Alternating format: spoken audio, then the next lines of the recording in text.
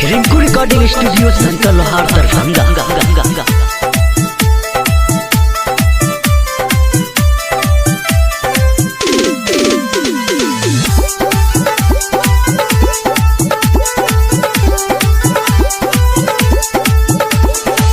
बिनती सुनु है बिना बाली, बिनती सुनु है बिना बाली, हमारो पर नजरिया फेरू ना, हमारो पर नजरिया फेरू ना।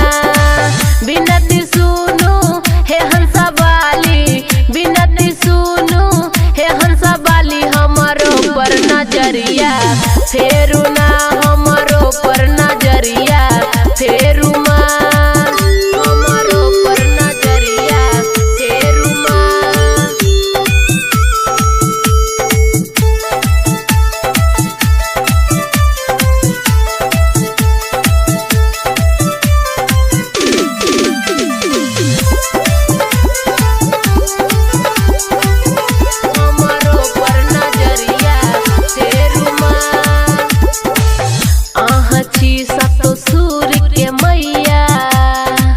कहिया फेरब नजरिया आँची सातो सूर के मैया, कहिया फेरब नजरिया आँची सातो सूर के मैया, आँची सातो सूर के मैया, कहिया फेरब नजरिया हे मैया, कहिया फेरब नजरिया हे मैया।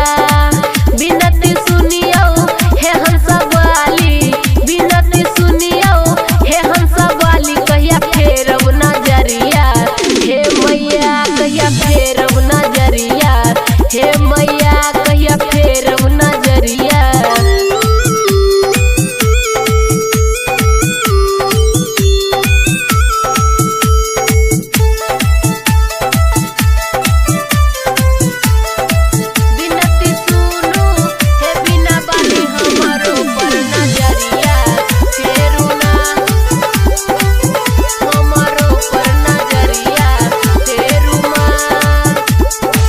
गावी के सीता कहैया मैया पार करू ने नैया माँ, गावी के सीता कहैया मैया पार करू ने नैया माँ।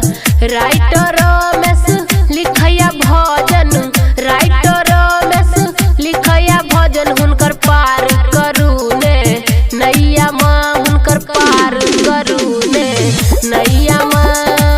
बिनती सुनु हे बिना बाली, बिनती सुनु हे हंसा बाली, हमर पार करू ने नैया माँ, हमर पार करू ने नैया माँ। सुनु सुनु है शारदे भवानी माँ।